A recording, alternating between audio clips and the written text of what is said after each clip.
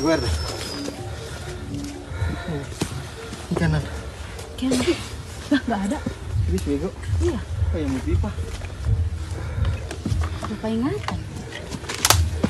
Kemi.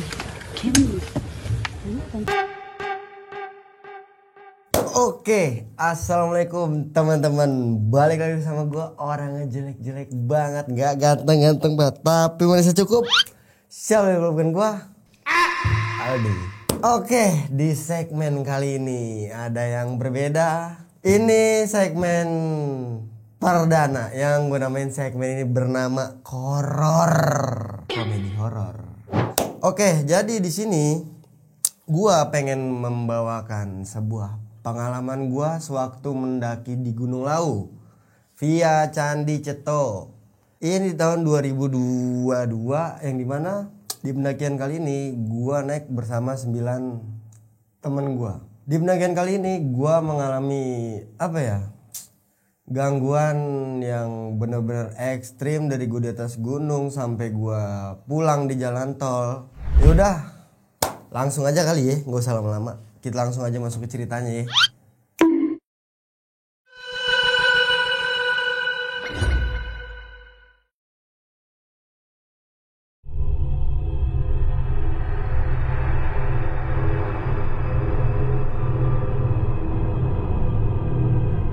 Oke, jadi di sini gua melakukan open trip awalnya, yang dimana kuotanya ini tidak memenuhi syarat buat open trip, jadinya gua alihin untuk mendaki bersama. Di sini gua menggunakan mobil pribadi, mobil Avanza, karena dari Jakarta ini cuma berangkat bertujuh dan sisanya 3 orang di base camp. Nah, di perjalanan ini gua tidak ngerasain ada kejadian aneh-aneh atau pikiran yang bakal ngalamin kejadian lah di gunung tersebut, karena kembali lagi di sini pikirannya kayak cuman untuk naik gunung, cuman buat fun, tidak mencari yang aneh-aneh. Nah, gue naik bersama 10 rekan gue. Jadinya di sini perjalanan dari Jakarta itu dari jam 9 malam lah. Setibanya di base camp itu jam 10 atau jam 11 pagi lah kurang lebih di situ. Gue sarapan, gue makan-makan, gue ngurus tiket registrasi segala macam, sholat zuhur dulu nih sebelum melakukan pendakian kan di situ rame-rame. Nah, terus gue sampai pas tiket simak situ dijelasin lah sama orang yang jagain tiket tersebut, dijelasin pantangannya, dijelasin larangannya, dan dijelasin nilai-nilai penting lah di situ lah, apa yang gak boleh dilakukan di Gunung Lawu ini tersebut. Yang pertama dibilang yang mungkin kalian semua udah pada tahu, dominannya itu warna hijau itu nggak boleh di gunung tersebut. Gatal banget hidung. Ya, di gunung tersebut nggak boleh pakai warna hijau yang pertama. Terus dia bilang gini, kalau maghrib mendingan nggak usah jalan, jangan dipaksa, mending dirin tenda di situ. Dan kalau temen sampean mau ada yang kencing mas, ditemenin minimal 1 orang, atau jangan jauh keluar dari trek, karena itu sangat mengambil resiko, apalagi kalau udah malam ya kan di situ. Nah, oke, gua nggak berpikir aneh-aneh di situ. Gue nurut ya kan di situ, karena gua ngargain yang yang udah dibentuk di tempat itulah, kepercayaan adat masing-masing di situ ya kan. Kita sebagai tamu harus menghargai di situ. Mulailah gue nih start pendakian di 12:30 lah di situ. Gue foto-foto dulu di gerbang selamat mendaki Gunung Lawu via Candi Ceto. Gue mengabadikan momen dulu di situ. Habis itu gue berdoa, terus gue jalan lah di situ.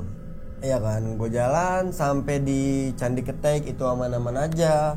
Sampai di pos 1 tidak ada kejadian apa-apa. Pas dari pos 1 pengen ke pos 2, ada temen gue ini namanya Viva, yang dimana dia itu mukanya kayak yang pucat, nggak bisa kayak yang orang capek banget, sesek lah gitu, mukanya pucat. Nah, gue sebagai ketua, sebagai leader, gue langsung inisiatif buat bilang, turunin tas lu Fas ini, biar gue double, lu jalan paling depan. Gue bilang kayak gitu kan.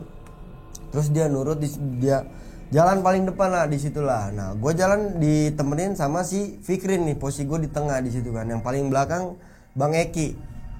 sama Sarah, Bang Taufik lah di situ ya kan. Jalan lah nih ke pos 2 nih. Sret. Nah, tibanya gue di pos 2 ini udah jam 2-an lah. Udah jam 2 gue tiba di pos 2 itu. Gue break nggak lama, gue ngobrol ya sengobrol-ngobrolnya aja, nggak pakai yang apa masak-masak segala macem, cuman ngobrol sebat terus lanjut jalan lagi. Pas gue pengen menuju ke pos 3 di sini hujan ini turun yang dimana ngebuat ritme langkah kaki kita buat melakukan perjalanan lagi tuh agak lama. Kenapa kita bisa lama di situ? Karena trek Gunung Lawu Cetau ini tanah merah. Terus jalur air itu turun ke bawah yang dimana itu licin terus debel di situ. Jadi ya ditambah lagi hujan di situ kan, jadi kayak agak berat aja gitu beban sepatu basah segala macam. Nah tibanya di pos 3 ini gue udah jam 4:30, jam 4 atau 4:30 lah. Di situ hujan makin deras, akhirnya gue di flashit di situ. Dan si Sarah ini terus kayak yang Bang lapar banget segala macam. Nah ya udahlah gue gelar nesting, gue nyalain kompor di situ kan, gue masak mie karena si Sarah ini lapar. Akhirnya gue makan dulu di situ. Nah terus kan gue di sini udah double kan. Nah Fikri sama Om Nanang ini nyamperin gue. Mungkin Om Nanang ini emang inisiatif dan Om Nanang ini yang kita tuain lah di sini. Yang benar-benar kita tuain, kita seganin, kita hormatin lah di pendakian kali ini. Karena Om Nanang ini umurnya bisa dibilang udah hampir kepala 5 lah di situ, udah sepuh lah bisa kita bilang kayak gitu.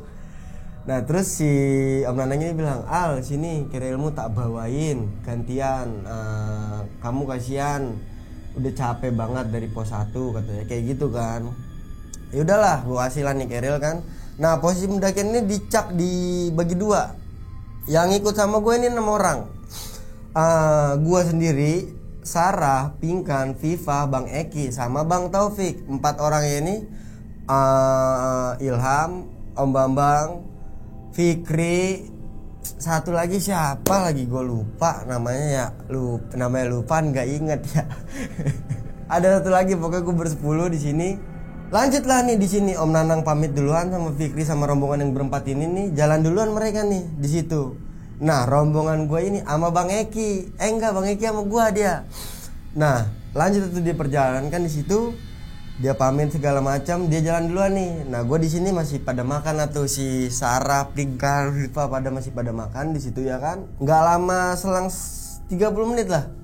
Selang 30 menit ini baru gue lanjut lagi nih ngejar yang rombongan di depan di situ karena udah agak gelap dan di sini juga medannya gimana ya kalau bisa gue jelasin itu udah ini banget tanahnya itu benar-benar merah jadi kita injek tuh blok mendem gitu kaki kita cuy di situ.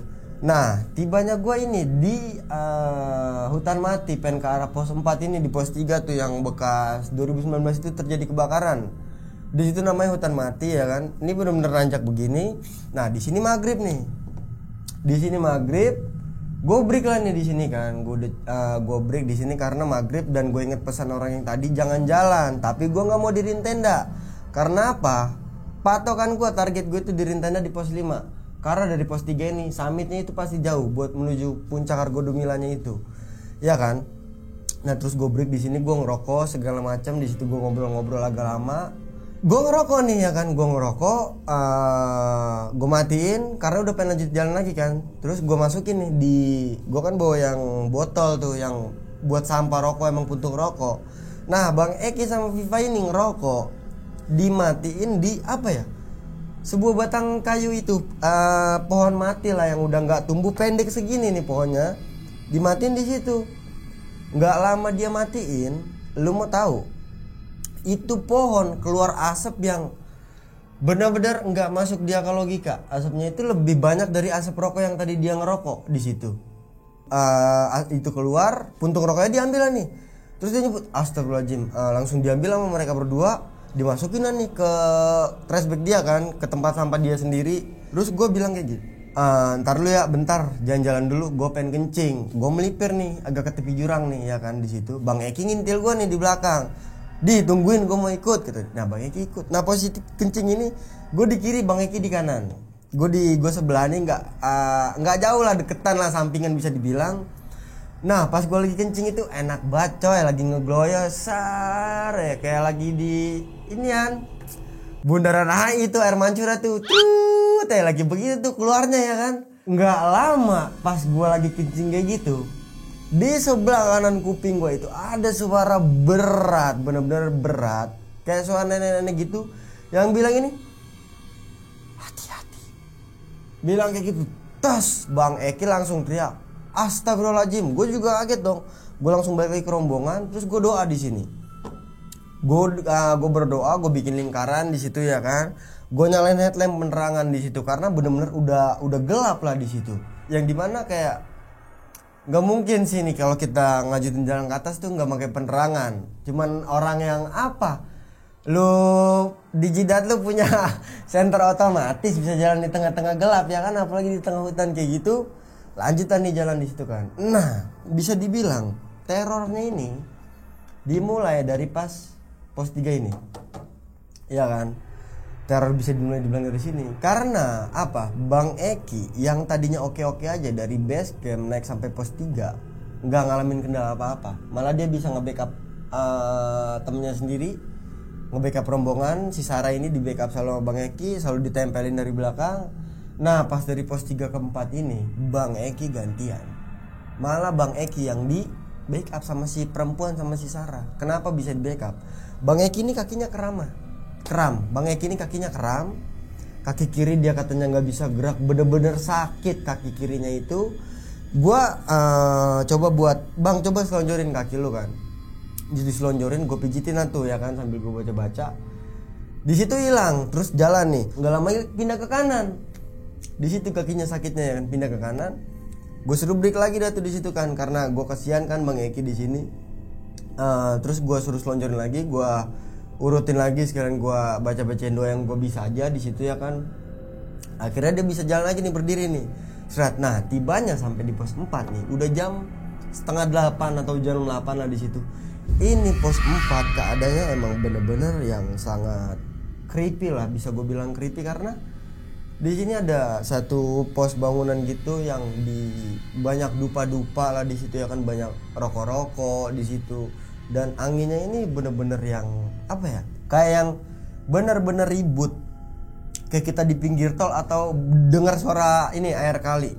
Itu suara anginnya di Gunung Lawu, bener-bener ribut di situ. Udah gitu kayak yang di kuping itu ster lewatnya itu kayak bikin kita merinding di situ, kayak yang bikin kita nggak betah lah tuh lama-lama di pos 4. Karena konon katanya juga pas di bawah jangan coba break lama-lama atau apalagi diriin tenda di pos 4, karena yang disakralin ini di jalur Ceto ini di pos 4 di situ ya kan. Nah terus gua jam 8-an lewat lah, nggak break lama. Pas pengen jalan, gue berdoa lagi nih di sini buat lebih apa ya, jangan terlalu jauh. Di sini gue ngelit lagi nih, posisi gue paling depan ngebuka jalan di sini ya kan, karena rekan-rekan gue ini awam, belum ada yang pernah ke Lawu.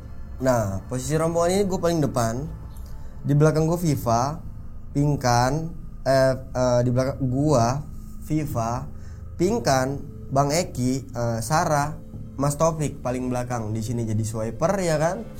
Terus gue jalan lagi nih menuju ke pos 4 nih. Nah perjalanan di pos 4 ini bener-bener yang bisa gue bilang ini sangat mencekam. Karena dari perjalanan sebelumnya, dari pos 1 ke 3, dari 3 ke 4 masih ya belum terlalu parah lah. Tapi parahnya ini bener-bener di pos 4, bisa gue akuin dan bisa gue nyali. Gue juga menciut di sini, gue akuin, gue jujur. Tapi gue nggak mau nunjukin itu karena kenapa? Kalau gue tersugesti, kalau gue halu, apa kabar rekan-rekan gue yang 5 orang ini yang nggak tahu track sama sekali. Di sini gue coba buat kuat lah nih ya kan. Gue lanjut perjalanan nih menuju ke pos 5 dari pos 4. Di perjalanan kali ini gue nggak nemuin yang namanya pos 5 di sini ya kan. Gue ngebreak, jadinya gue break nih ya. Gue jalan, harusnya kita ke kiri kalau pengen ke pos 5 nih. Dari jalur Ceto ya, dari pos 4 ke 5 nih, harusnya kita ke kiri. Nah ini tapi nggak tahu kenapa gue cuma dikasih jalur ke kanan di situ. Yang kirinya ini jadi gundukan tanah atau nggak bisa dilewatin sama jurang. Yang kanan ini malah jadi jalur. Terserah mau percaya atau enggak, tapi saksi di sini gue ngerasain semua dengan 6 rekan gue di sini. Bener-bener gue ngerasain semua, nggak ada gimmick atau gue cerita berlebihan, nggak ada. Nah gue jadi ngebreak nih ya. ketemu satu pohon gede yang dimana itu di atasnya ada pelang jadinya, puncak base camp. Itu sekali gue nggak mau ambil pusing. Pas perjalanan kedua kali, pas pengen perjalanan 2 kali di sini, ini jam kayak yang udah jam 9. Jadi selama gue muter itu kayak kena waktu 1 jam nih ya kan. Gue lanjutin ceritanya nih. Di situ gue ketemu pelang puncak base camp. Di situ masih diem aja anak-anak. Nah Bang Eki ini pas break pertama di situ ngeluh, bilang gini sama gue, "Di, ini kok nggak nyampe sih?" Ya bener apa, gue udah dingin banget ini, kata dia kan, kaki gue udah kram sakit-sakitan. Oke lah, di situ gue kayak coba buat ngasih positif vibe lagi di situ biar semangatnya kebakar lagi ya kan buat ngelanjutin perjalanan, karena di sini udah gak masuk di akal menurut gue. Tapi di sini gue nggak mau ngomong biar temen gue itu nggak suges banget di situ loh, maksud gue ya kan. Nah gue lanjut perjalanan lagi nih, gue di situ lanjut perjalanan lagi. Pas kedua kali nih gue pengen muter, berat gue ngebreak di tempat yang sama lagi. Di situ gue nggak mau ngomong sama rekan-rekan gue ini karena gue bener-bener takut di situ. Nah si Viva ini pas di track juga udah diem nih Viva nih, dan carrielnya dia ini pas dibawa sama siapa, Mas Taufik ini double lagi akhirnya kan, karena Viva bener-bener udah nggak kuat, katanya carrielnya berat banget, ada yang gelendotin kayak gitu. Si Viva ini bener-bener nggak bawa carriel dia sama sekali. Dari pos satu pen kedua itu sampai dari 1 ke 4 ini udah bener-bener kosongan, dia nggak bawa carriel. Di situ cuman megang tracking pole anak ini. Nah pas udah 2 kali gue diputerin nih, di titik yang sama lagi gue berhenti. Di sini kejanggalan dimulai. Gue nggak mau ngerasain apa-apa. Nah Bang Eki ini ngaco, marah-marah kayak gini, "Di, lu bego banget, bisa gak sih lu nuntun jalan? Sedangkan dia sering naik sama gue, naik gunung sama gue. Tapi kenapa kali ini dia nggak percaya gitu sama apa ya, posisi gue di depan sebagai penunjuk jalan di situ." Bang Eki ini beda di sini yang gue lihat, dari mimik wajahnya juga sama dari kata-katanya, terus omongannya dia tuh udah agak ngawur, ngomong kayak, "Udah gue di sini aja, nggak kuat jalan, tinggalin gue aja, nggak apa-apa, ntar gue nyusul sendirian." Lu gila, gue bilang, nyusul sendirian, jalan lu aja kayak gini, gimana lu mau nyusul? Dari tadi aja lu ngeluh, kaki lu kanan kiri, capek lah segala macam kram. Sekarang lu diri, gue gituin. Gue bangunin, "Ayo kita jalan sekali lagi di sini ya kan." Nah, gue lanjut berjalan lagi nih. Di sini udah jam 10 nih. Nah, pas gue lagi muter trek lagi nih jalan. Nah, dari atas ini ada pendaki yang turun, yang gue lihat tuh pendaki. Tapi gue berbentangan sama Bang Eki. Bang Eki ini bilang kayak gimana? Bulu gue naik, cerita lau. Masih inget banget, masih kental. "Itu bukan pendaki." "Lu gila Bang," gue bilang. "Itu nenek mau pulang ke rumahnya, bulu gua naik banget." Ngomong kayak gitu. Di situ gua stuck, diem, bener-bener nggak ada gerakan sama sekali. Headlamp gua sama Bang Eki tuh nyorot ke arah situ. Pas makin deket jalannya kayak seret, lama jalannya itu, lama, bener-bener lama orang ini jalan. Pas makin deket makin kelihatan jelas. Dia berhenti. Orang ini awalnya madep bawah, yang gue kira orang ya kan. Terus dia begini madep ke gua. Dia posisi dia udah miring, dia kan ke arah jurang situ jalannya. Udah miring, dia berdiri miring kan di situ. Nah, dia nengok begini ke gua.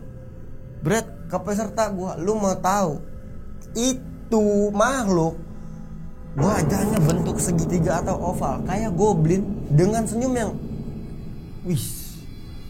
Di situ gue bener-bener, "Ayo jalan," gue bilang. Bang Eki terus kan gue bilang, "Itu nenek, gue udah ajakin mampir buat pulang ke rumahnya. Itu banyak pemukiman, ada musola juga kok. Ayo, gue lapar, di perut gue kosong."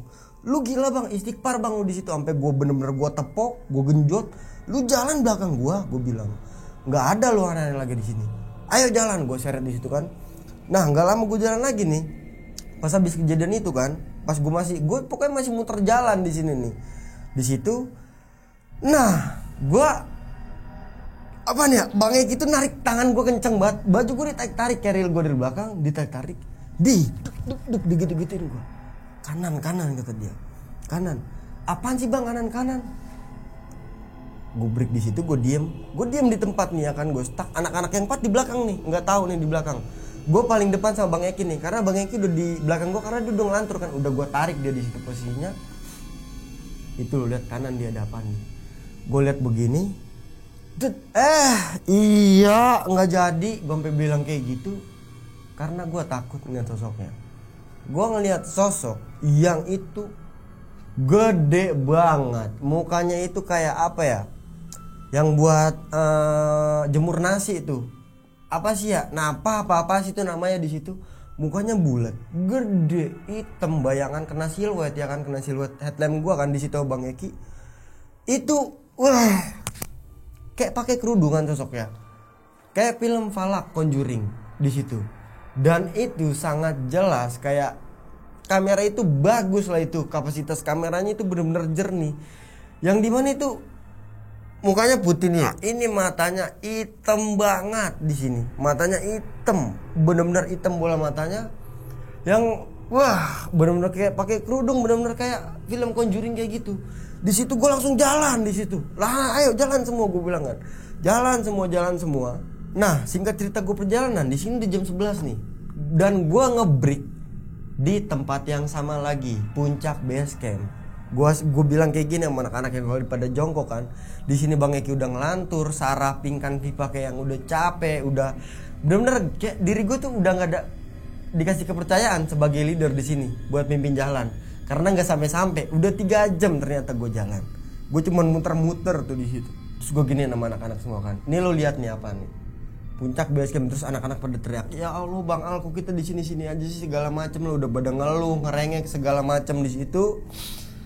Lu semua diri, lu baca sholawat yang husu di situ, jauhin pikiran yang ngebuat kita halusinasi, sugesti segala macam di situ. Gue bilang jauhin.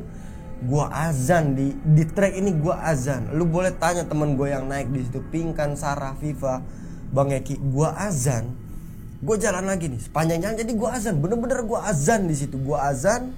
Nah di atas, jadi pos 5 ini ada satu batang pohon itu gede, benar-benar gede, batang pohonnya itu gede, yang jatuh rubuh gini. Dan di atas itu ada yang nangkring, 3 sosok perempuan yang ngelambai-lambai kena angin. Itu nggak kelihatan mukanya, rambutnya bener-bener panjang di situ, pokoknya bener-bener panjang rambutnya. Anak-anak pada teriak yang cewek, Viva, Pingkan, Sarah, kayak dia takut di situ. Emang kita jalan harus ngolongin itu kan. Gue bilang kita madep bawah aja, jangan ada yang jangan ada yang ngeliatin sosok ya di situ. Kita fokus ke track, gue bilang kayak gitu ya kan. Kalau kita takut, kita nggak sampai di tempat camp. Di sini perut kita udah kosong, kita udah makin dingin. Lihat Bang Eki udah parah keadaannya, udah chaos di situ ya kan. Yaudahlah nih, mau nggak mau kan emang harus gue lewatin nih. Di sini gue terus baca azan di sini, gue lewatin. Pas abis gue lewatin berapa meter kayak dicekikikin gue. Gue bener-bener gila di situ. Pas dicekikikin, anak-anak pada lari. Lah gue kan paling depan kayak kedorong gitu kan, jadi gue sempet jatuh gitu. Terus gue jalan tuh di situ ya kan. Nah pas gue azan ini, lu mau tahu gak, trek yang tadi puncak base camp, gue jalan ke kanan nih, di situ treknya ke kiri, gue dibuka. Allahu alam, gue nggak ngerti kenapa bisa kayak gitu. Dari perjalanan pos 4 ke pos 5 tuh di Gunung Lau, Vecani Cetok, serius gue ngomong ini. Di situ akhirnya trek kebuka. Nah di situ baru kedengeran ada tuh suara-suara orang ngecamp, tenda segala macem ya kan di situ. Itulah nih gue udah legaan dikit lah nih, karena udah sebentar lagi sampai di area camp kan nih. Nah tibanya nih gue di tempat camp, tenda udah jadi lah nih ya kan. Di situ udah digelar sama Om Nanang sama Fikri, karena mereka buat tas gue yang isinya itu ada logistik, tenda segala macem lah di situ ya kan. Udah didiriin di situ tenda. Nah, oke, gue langsung inisiatif nih buat masak nasi. Gue di sini bikin rendang ayam, lauk gue selalu rendang ayam sama tumis kangkung di situ ya kan. Nah, Bang Eki ini kakinya kayak yang sakit di kanan kiri. Gue kira kaki lu masih kayak orang ngesen Bang, lampu sen. Kok kayak orang ngasih lampu sen lah. Iya, habis pindahnya kanan kiri gue kayak gitu aja ya kan. Nah terus di sini gue masak lah nih, gue masak segala macam masakan jadi. Di sini Fikri gue lihat yang keadaannya juga parah nih. Ternyata ada cerita juga nih si Fikri ini nih. Om Nanang yang rombongannya Om Nanang ini yang jalan dua nih, ada cerita juga nih. Mas Bambang, Om Nanang, Fikri sama Mas Ilham ini. Mas Ilham ini anaknya Om Nanang. Ternyata pas di jalan duluan itu juga ada kejadian, tapi nanti aja kita ungkap di akhirnya di versinya Om Nanang ya di sini. Versi Om Nanang, versi Fikri, versi Bang Eki, gue ceritain di sini semua lengkap tenang. Nah gue masak di sini ya kan, sama gue bilang nanti kalau ada yang pengen kencing bilang aja, jangan sungkan bangunin gue bilang, jangan sendirian. Tadi lu denger kan omongan orang yang di tiket Simaksi bilang kayak gimana? Iya bang siap segala macam, cuman bla bla bla bla. Nah makanan jadi, gue makan makanan nih, makan di sini jam udah menunjukkan udah tengah malam, ini udah hampir jam 12-an. Di situ udah setengah 1 lewat, mutusin buat tidur dong nih, karena kadang udah chaos. Gue buat pribadi tuh chaos, gue capek, gue bener-bener ketrik, gue capek hati, capek pikiran di situ. Kalau gue boleh jujur, kira gue mutusin buat istirahat. Nah pas gue istirahat nih ya kan, gue nggak ngalamin kejadian apa-apa nih, aman-aman aja gue mah di situ ya kan. Bener-bener gue nggak ngalamin kejadian aneh-aneh selama gue tidur di situ di tenda ini ya kan. Tapi ada cerita nih di tenda Bang Eki sama Om Nanang, karena tenda gue ini beda di sini. Nanti semuanya gue kuap nih pas udah nyampe di base camp ya, pas gue udah sharing-sharing ngobrol di sini. Nah pagi tiba nih, tibanya waktu pagi, gue bilang sama si Sarah, Pinkan, Viva, Mas Topik sama Mas Bambang ini, mau ke puncak Mas, tetap yakin. Itu posisi bener-bener kabut dari jarak pandang 5 meter 10 meter itu udah nggak kelihatan jalan di situ. Gue bilang lu ke atas puncak cuman dapet tembok doang, gue bilang kayak gitu ya kan. Dia tetap kekeh, sayang bang, udah jauh-jauh jalan masa nggak sampai puncak. Ya udah terserah lu, gue cuma nyaranin kalau dapet tembok puncak nggak kemana-mana, kita bisa lain waktu padahal naik gunung ya kan. Tujuannya apaan sih?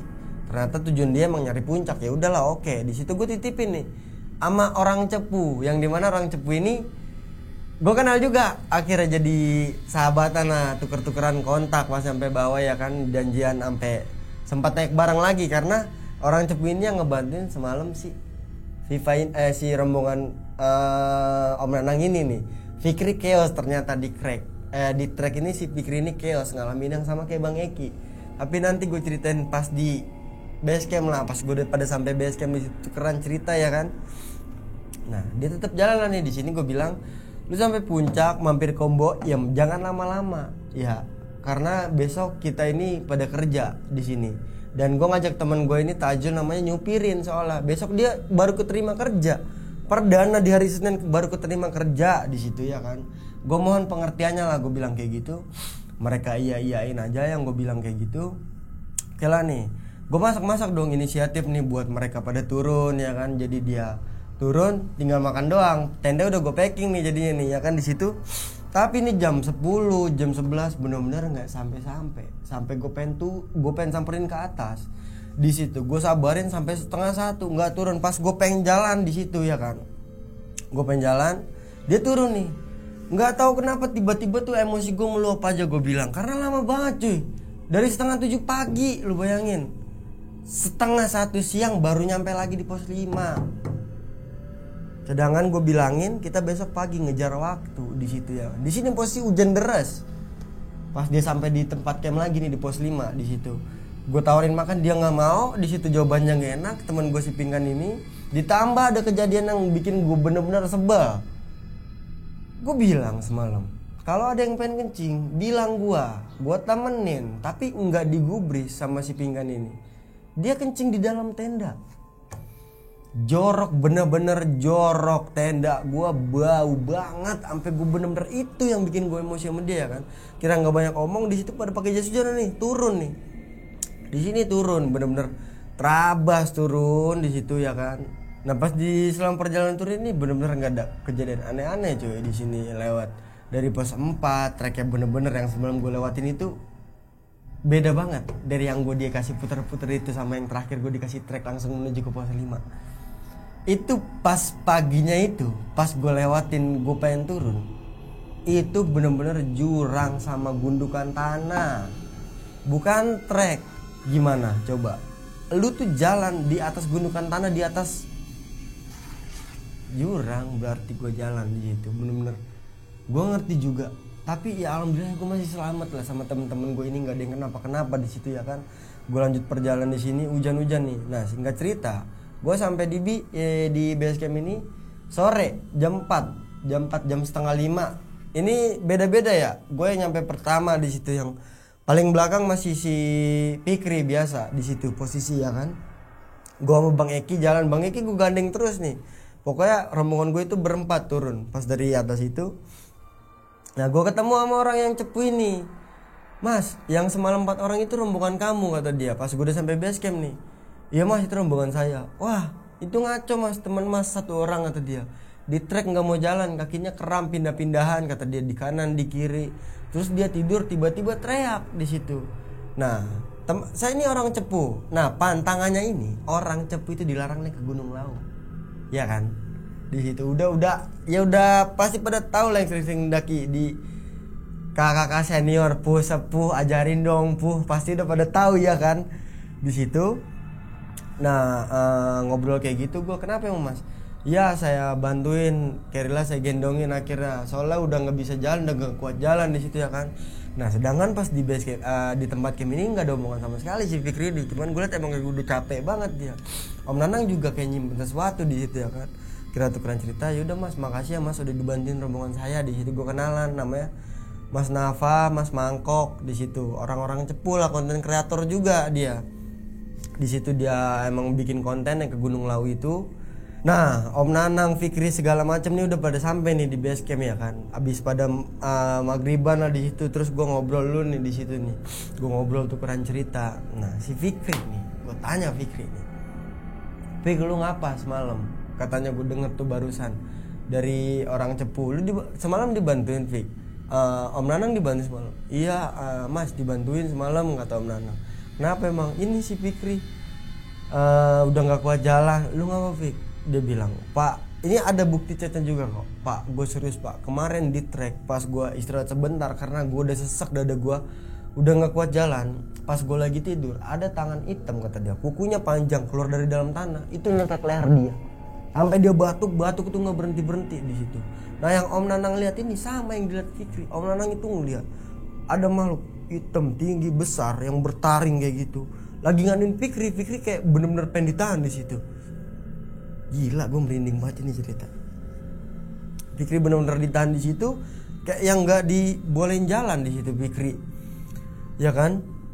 Nah terus versinya Om Nanang ini pas di dalam tenda, benar-benar di dalam tenda, Bang Eki ini tidur, kakinya itu ditarik sama sosok perempuan rambutnya panjang yang mukanya ini berdarah-darah. Astagfirullahaladzim. Nih gue gak gimmick, cang bacoy naik bulu, ya kan? Kalau gajian yang kenceng mah gak apa-apa, ini bulu yang kenceng. Astagfirullah, lanjut. Nah di situ Om Nanang bilang kayak gitu. Nah terus kan Om Nanang pas pagi ini sempet jalan kan, pengen ke arah puncak tadinya niatnya ya kan. Di situ dia ngeliat angin ribut. Itu sama gue juga. Gue pas paginya itu jalan, pas udah pengen nyusunin dia tuh, cuman gak jadi karena gue manage waktu juga di sini nih. Takutnya bentrok, masakan belum jadi akhirnya gue mutusin buat turun dulu nih. Bang Eki ikut gue kan ke belakang lagi sama Fikri di situ. Gue berlima jalan tuh. Pas sempet naik ke puncak nyusulin dia nggak jadi. Nah Om Nanang tuh notice gue gini, Al, gue nggak ngeliat nih. Tuh di pohon itu Al, ada kunti banyak, 7 atau 8 biji kata dia. Lagi ngetawain Bang Eki sama Fikri. Dalam pesan yang kayak gini katanya Om Nanang sempet direaksi, kamu ini anak 2 masih berani aja buat naik ke atas. Kamu itu udah saya tandain berdua. Ngomong kayak gitu. Dalam Om Nanang nih, Om Nanang ini bisa dibilang kayak orang yang ngerti, yang tentang apa ya spiritual kayak gitu-gitu. Om Nanang ini ngerti karena beberapa kali emang Om Nanang sering naik ke gunung mana dan rekan-rekannya juga bilang termasuk anaknya ini kalau ayahnya ini emang kayak agak peka di situ. Om Nanang bilang kayak gitu, terus gue ngambil pusing nih, berubah lagi nih dari sudut pandang Bang Eki ini. Pas ngobrol di base camp ini, pas dari pos 3 itu udah di apa ya, bener-bener kayak yang udah perasaan dia tuh nggak enak. Tapi si Bang Eki ini nggak mau ambil pusing. Akhirnya yang dia takutkan bener-bener kejadian di situ. Kenapa kejadian? Karena mungkin pikirannya itu udah bercampur aduk, terus perut kosong ya kan. Yang disebabkan bisa mikirin yang aneh-aneh, bisa berhalusinasi, bisa berimajinasi di situ. Jadi ya jadilah di situ dia ngalamin gangguan yang segala macam. Dia ngeliat nenek-nenek di situ, benar-benar dia ngeliat nenek-nenek. Terus yang muka falak itu Tapi yang dia bilang ini, dia benar-benar kayak yang dipaksa buat istirahat dan makan di rumah nenek tersebut. Bagusnya gue paksa. Kalau gue nggak ngelakuin hal yang tersebut, gue tarik dia. Gue nggak tahu apa yang bakal kejadian sama Bang Eki ini, ya kan? Di situ. Nah terus udahlah nih, di situ gue udah pada tukeran cerita masing-masing di sini, ya kan? Nah si apa namanya? Di sini jam udah menunjukkan pukul jam 7:30 pas gue udah habis tukeran cerita di situ yang bener-bener gila pengalaman di Gunung Lawu ini. Karena gue mutusin buat pulang lah nih. Gue pikir pas gue udah pengen pulang ini, udah nggak ada kejadian aneh-aneh lagi. Udah bener-bener capek, udah bener-bener pengen istirahat di sini rasanya, ya kan? Karena udah capek pas kemarin malam itu udah ngalamin yang nggak enak banget, bener-bener nggak enak yang gue alamin di gunung itu. Akhirnya 7:30 gue mutusin buat jalan nih, ya kan, parkir mobil nih, muter dulu. Temen gue si Tajul ini, orang base camp ini ngomong kayak gini, Mas, sampai hati-hati, masih ada yang ngikut 2 dari atas. Mati gak lu digituin? Coba langsung gimana pikiran? Gue bilang kayak gini, Mas gak usah bilang aneh-aneh mas, saya udah capek mas dari semalam. Gue gak bilang ke orang base camp kalau gue ngalamin ini itu, gue gak ngomong. Tapi orang base camp ini tiba-tiba ngomong kayak gitu, ada yang ngikut 2 dari atas, sekarang ada di dalam mobil, ngomong begitu. Nanti semoga di tol gak kenapa-kenapa ya mas, ngomong kayak gitu. Gue jalanan ya kan, nggak ada pikiran buat mikirin omongan orang base camp ini. Nah pas gue jalan masuk tol nih Semarang Batang nih di KM 393, pertama lagi yang bikin gue takut, ban gue meledak, dam, sebelah kanan, di ban belakang sebelah kiri, dam, dihantem di situ, sampai tergelincir supir gue di situ. Benar-benar sampai tergelincir. Jadi nih yang belakang ke kiri nih ya, dibuat si tabir di kanan nih, dibanting terus di situ. Udah kayak orang joki TikTok. bercanda. Namanya juga horor ya kan? Jangan terlalu horor, harus ada komedinya, kita selingin di sini. Nah, di sini ya kan udah ngebanting kanan, akhirnya minggir nih ke kiri si Tajul nih. Gue inisiatif buat buka ban serep. Sebelum gue jalan dari Jakarta, otomatis gue lihat dong safety first buat gue berkendara ke sana jauh. Ya kan, ini perbatasan Jawa Tengah Jawa Timur, Gunung Lawu di ujung nih. Ujung Jawa Tengah, gue cek lah nih ya kan. Ban serep, pas gue buka lu mau tahu, itu ban bocor kayak abis cakaran, kena cakaran. Sama kayak ban yang ini meledak. Gak masuk di logika. Sebelumnya gue cek ini ban aman-aman aja ban serepnya, nggak kenapa-kenapa. Kenapa pas gue pengen ganti nih ban tiba-tiba ikutan bocor? Gue bingung, gue bikin story segala macam nggak ada respon karena di situ udah malam posisinya. Di situ udah tengah malam. Akhirnya gue telepon apa? Orang jasa marga. Di sini gue telepon jasa marga. Akhirnya orang jasa marga ini datang, selang 45 menit lah nyampe lah nih orang ini berdua kan. Bapak-bapak. Pertama diajak kayak yang ke pom bensin nih. Apa? Namanya tuh yang buat ngisi ban itu loh, lupa lagi gua, aduh. Diajak ke situ, tapi nggak bisa di sini karena bocornya itu kayak benar-benar bekas cakaran di situ, udah nggak bisa dan disaranin buat ke tukang tambal ban. Di sini ban satu nih meledak ya kan. Akhirnya gue bawa dua-duanya nih ban serep di sini ya, buat diganti nih. Gue bawa 2 ban di sini. Pas nyampe di tukang tambal ban ini, orang jasa marga ini bilang kayak gini. Tungguin ya. Orang jasa marga ini bilang, sampean habis naik dari gunung mana mas? Dari Gunung Lawu. Wah, itu gunung favorit saya dulu. Oh, ternyata orang jasa marganya ini udah bawa bapak sih. Seneng ngedaki juga di tahun 2008-an. Cuman dulu dia udah lebih sepuh, ajarin dong lah ya kan, bisa kita bilang di situ. Kita ngobrol-ngobrol di situ. Nah, tiba-tiba orang jasa marga ini ke belakang gua. Yang namanya Bang Taufik ini di samping gua. Bang Taufik ini digeser posisinya. Boleh ditanya sendiri sama Bang Taufik di sini. Bang Taufik masih hidup kok, kebetulan ada juga berteman gua sama Bang Taufik. Follow-followan di Instagram, takutnya lo bilang Bang Aldi cerita nih ngarang bla bla bla bla bla. Terserah, kalian punya perspektif masing-masing. Saya jangan percaya pada manusia, percaya sama Allah aja, ya kan? Kalau kita berharap pada manusia, sering disakitin soalnya. Sedih. Nah, orang jasa marga di sini bilang kayak gue tuh digini-gini nih dari tulang ekor gue nih sampai belakang. Nah, tiba-tiba posisi yang gue lagi pengen ngisep rokok ini kekunci, badan gue benar-benar kekunci dan gak bisa ngerokok. Di sini benar-benar bau menyan, bau kembang melati gitu kayak kuburan baru. Sampai orang yang lagi nambal ban ini bilang, wah astagfirullah cok, ini bau apaan sih, kata dia kan. Nah di situ kayak yang orang jasa marga ini nangis. Orang jasa marga ini nangis, kamu sebenarnya ini baik, pulang, kayak anak ini nggak salah, dijelasin kayak gitu gitulah. Kenceng banget. Nah nggak lama dari belakang ini ada pohon beringin di seberangnya tempat tambal ban ini. Dum, kayak suara nangka jatuh di situ, kayak suara nangka jatuh, bener-bener kayak suara nangka jatuh di sini. Akhirnya pas udah kayak gitu tuh, punggung gue tadi berat sebelah kiri. Pas udah dilepas kayak gitu, badan gue udah kayak kerasa enteng. Gimana mas, udah aman ngomong kayak gitu.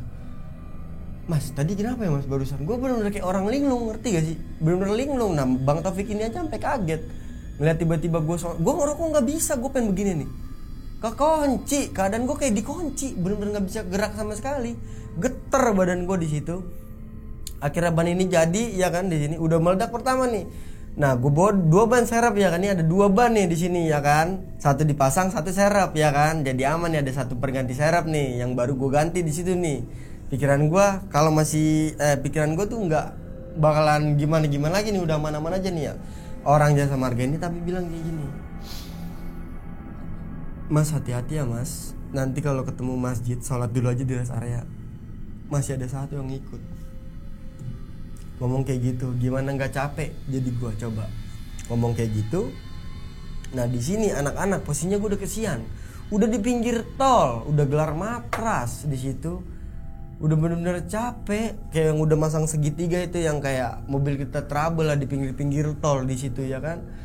Terus gitu orang jasa marga itu ngomong kayak gitu, gue ngegubris lah, gue yain di situ ya kan. Nggak lama jalan lagi nih ya kan, jalan lagi di apa itu namanya, kali kangkung atau kali apa gitu namanya.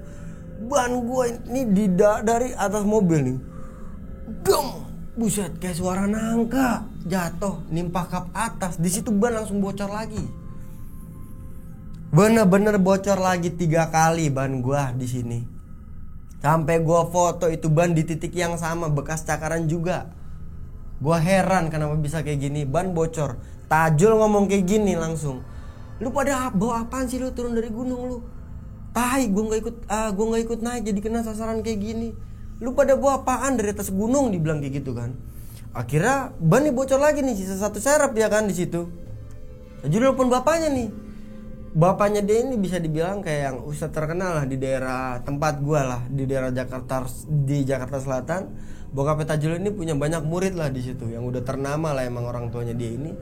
Video callan nih, bapaknya tengah malam ini udah 2:30 di situ, udah video call si Tajul jam 3 atau 2:30 gitu. Di telepon, Pak ini nih Pak, Tajul habis temenin Aldi nih naik gunung nih Pak. Tajul nggak ikut naik, tapi kenapa pas turun ban dihantam 3 kali Pak di titik yang sama.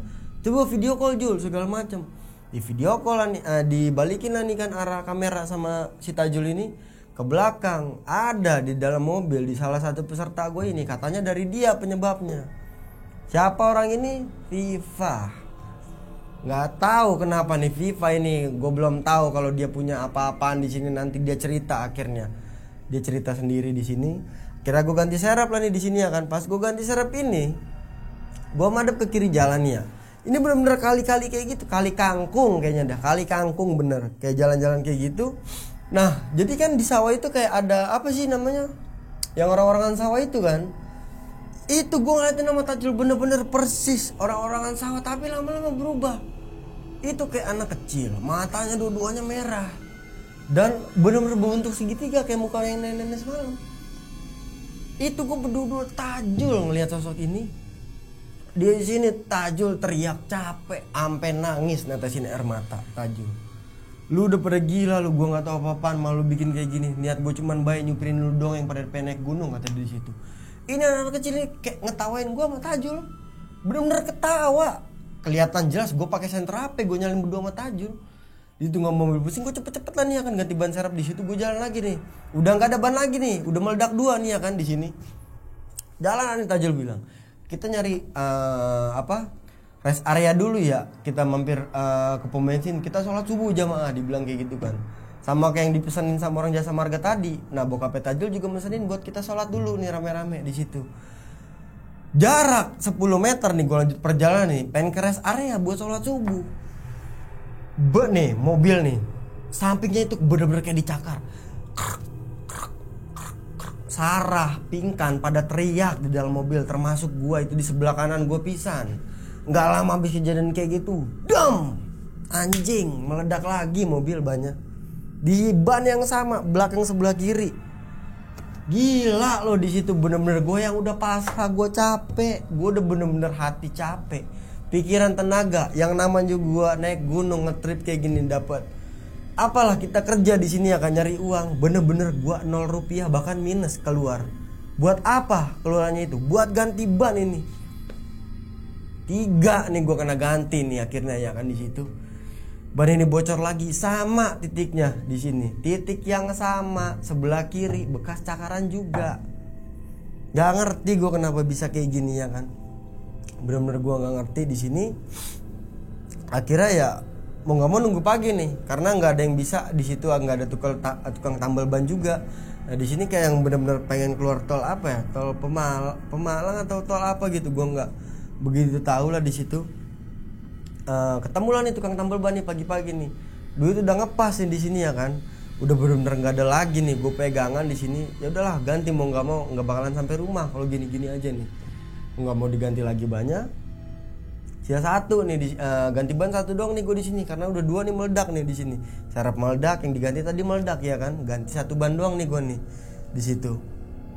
Ganti dipasang lah tuh, perjalanan ke Jakarta aman.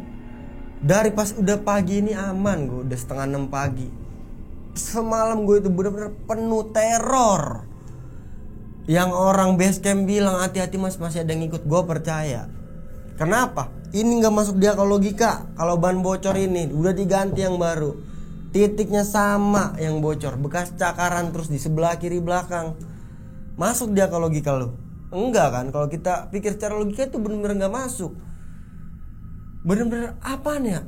Kok bisa sampai segininya? Apa sih ini yang dilakuin, yang dilihat sama si orang tuanya Tajul sama orang jasa marga, orang base camp masih ada yang ikut 2. Gue nggak ngerti maksudnya. Sisa 1 katanya, ada 1 di dalam mobil ngendep. Apaan ini maksud gua? Ternyata Viva baru speak up, baru ngomong. Kalau Viva ini bisa kita bilang adalah apa ya, sebab dan akibatnya, penyebabnya bisa ngalamin chaos kayak gini, yang bikin kayak yang anak-anak trauma lah. Terutama Bang Eki kan, Bang Eki ini sama Bang Taufik pulang sampai naik kereta saking takutnya. Turun dari mobil dan naik kereta, dia makan. Bang Eki ini bilang pas minum teh sama makan nasi uduk di salah satu warung ibu-ibu, bilang kayak gini, mas habis naik ke Gunung Lawu ya, ibu-ibu itu tiba-tiba ngeki kayak gitu, baca bismillah dulu mas sebelum minum tehnya. Pas abis minum itu teh, Bang Eki ngerasa enakan badannya di situ. Tiba-tiba aja nih ibu-ibu udah agak tua, kata Bang Eki ngomong kayak gitu. Nebak Bang Eki, padahal Bang Eki Cerila masih ditinggal di dalam mobil. Ini posisi pas ban lagi meledak, gue lagi ditambal ban sama si Tajul ini. Bang Eki, peserta ini lagi pada nyari makan di situ. Ibu-ibu itu tiba-tiba bilang kayak gitu, mas habis naik ke Gunung Lawu ya mas? Gimana mas di gunung itu? Baca bismillah dulu mas tehnya sebelum diminum. Bang Eki abis dibilang kayak gitu, kayak ngerasa merinding dan ngeliatin itu ibu, senyum ke Bang Eki. Enggak mas, udah aman kok sekarang. Ibu-ibunya itu ngomong kayak gitu, yang ibu penjaga warung itu ke Bang Eki. Boleh ditanya sama Bang Ekinya langsung kalau nggak percaya. Kalau ada yang nganggap cerita gue berlebihan ya kan, boleh ditanya aja langsung ikut ke pendakian gue di hari itu di Gunung Lawu tersebut. Di sini gue bener-bener kayak yang kena mental lah gue. Bisa gue akuin gue kena mental di sini karena ini gila. Di tol yang gue takutin, di tol, bukan di gunungnya, di tolnya. Di tol ban meledak gitu, ngegelincir begini ke kanan, debak, bis kenceng atau mobil hantem, mati gue di tol itu.